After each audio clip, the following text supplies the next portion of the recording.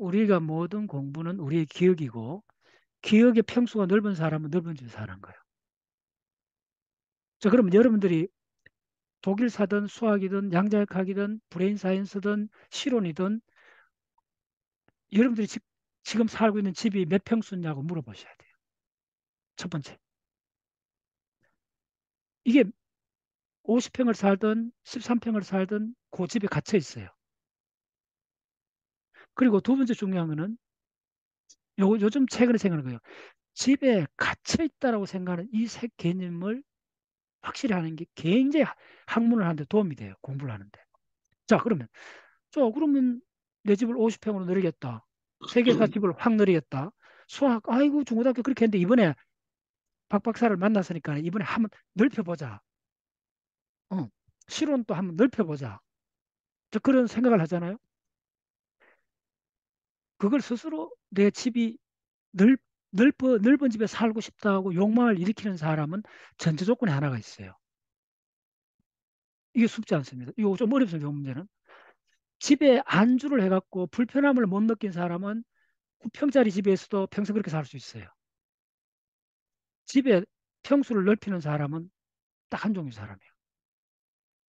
집이 좁구나 하고 느끼는 사람이에요.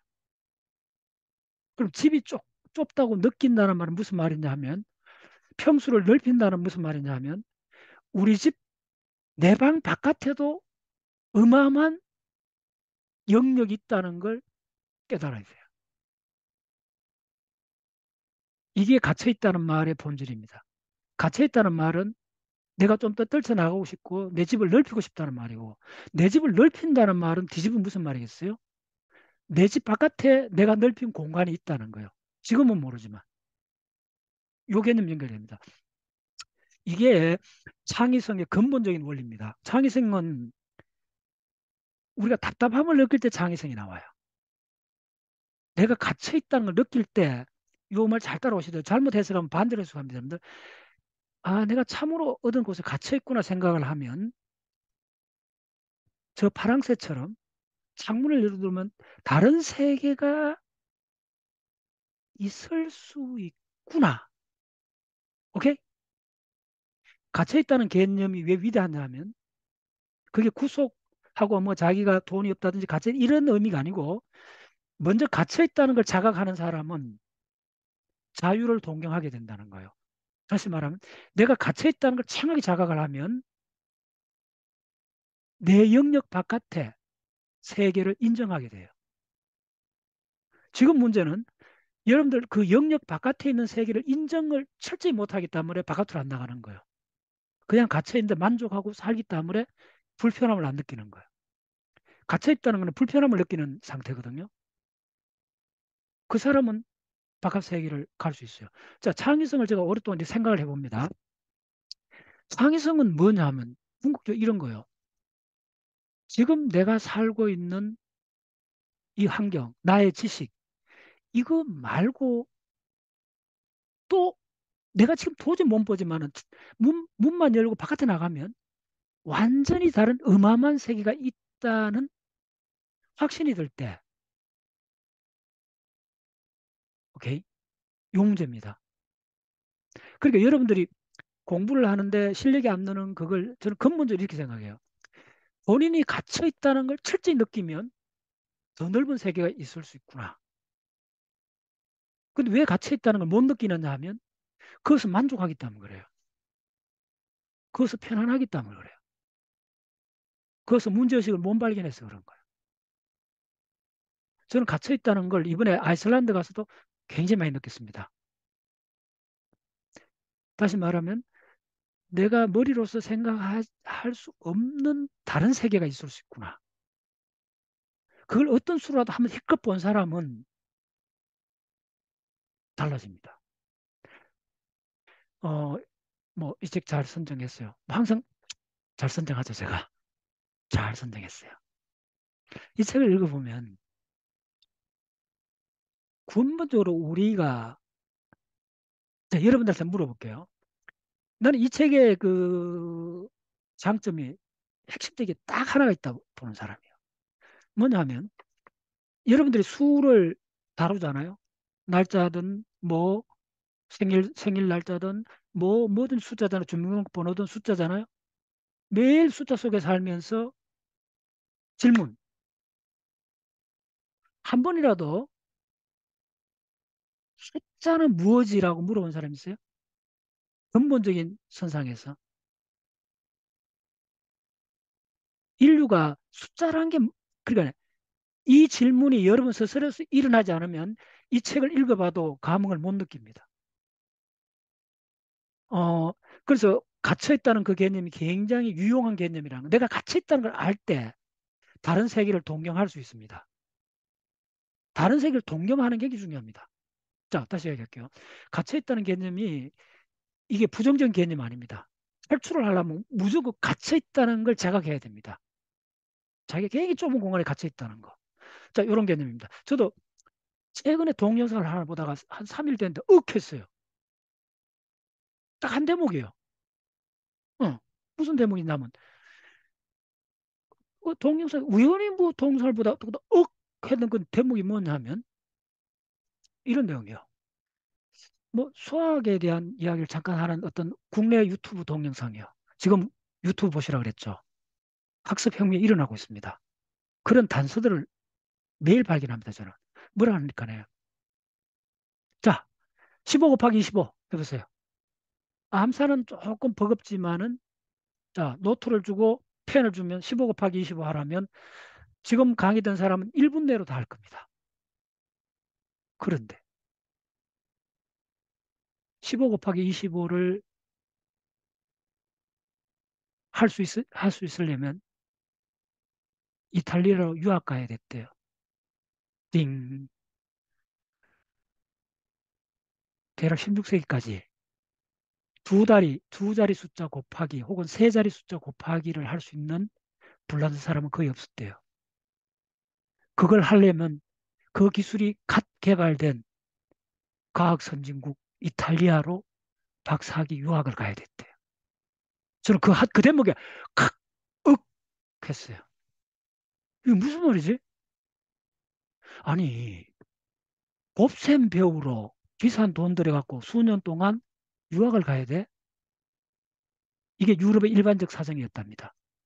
대략 1500년까지 그렇답니다. 그런 데이터를 하나 딱 얻으면 하루를 공부하는 것보다 낫습니다, 저는.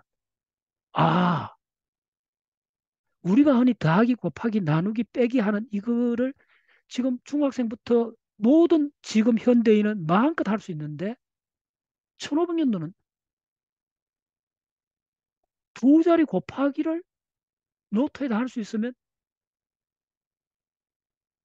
어마어마한 지식이었고 그 기술을 배우기 위해서 유학을 가지 않으면 불란서나 독일에서는 그 기술을 얻을 수 없었다는 이런 이야기예요.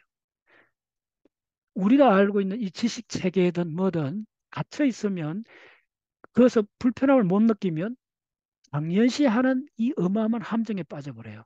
그러면 우리는 우리 인류가 어떤 식으로 세계상을 이해하고 왔는 지난 2000년 사이에 이 모든 상황을 놓쳐버려요.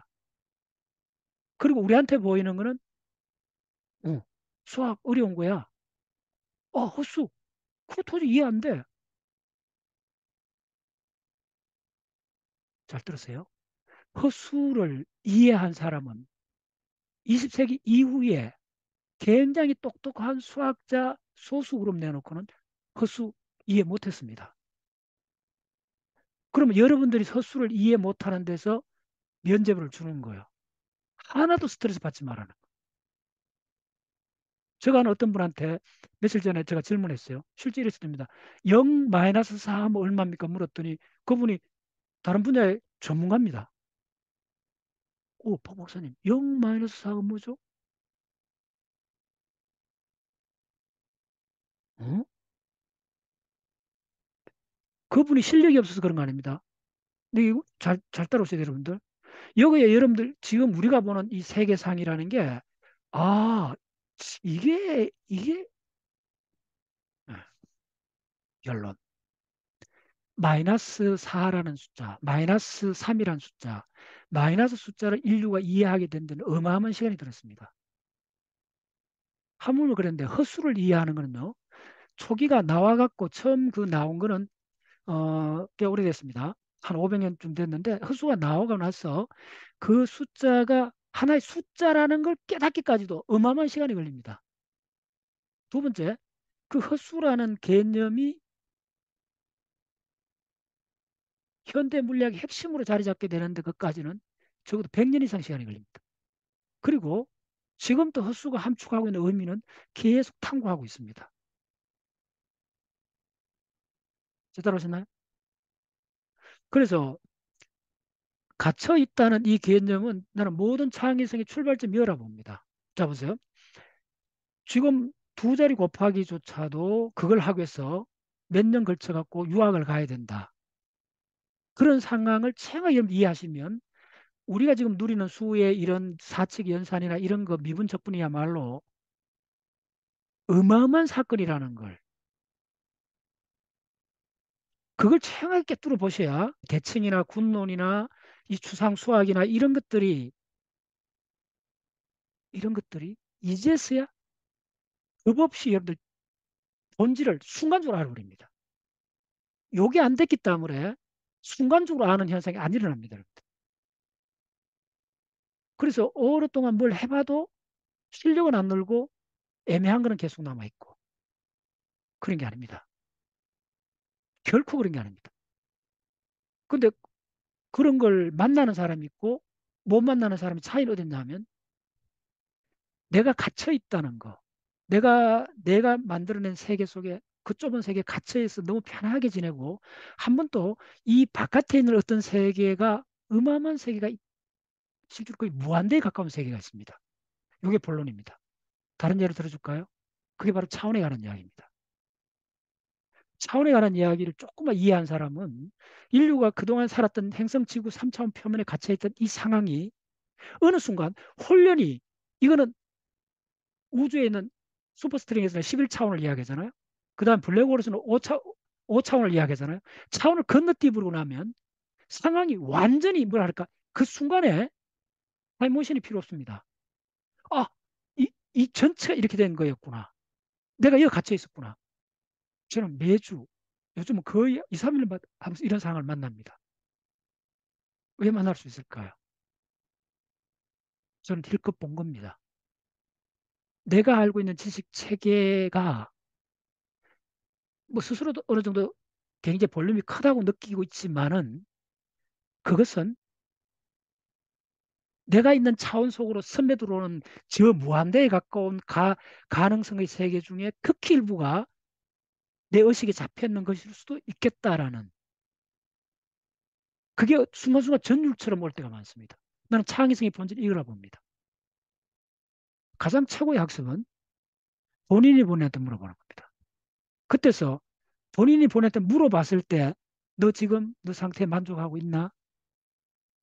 만족하고 있다 그러면 뭐가 가정이 되느냐 하면 이 바깥에 더 좋은 어마어마한 세계를 상정을 못한 겁니다. 그게 갇혀 있다는 말이 중의법을 쓸 수 있는데 만족한다는 말도 되고 그 갇혀 있는 상태를 본인이 계속 물어갖고 불편함이 없다면 나쁜 의미로 갇혀 있는 겁니다. 물었을 때 혹시 혹시 내가 만족하고 있는 이 세계 말고 이 세계보다 천만 배 큰 어마어마한 세계가 있을 수도 있지 않는가라고 느꼈을 때 그때 학문의 문이 열립니다.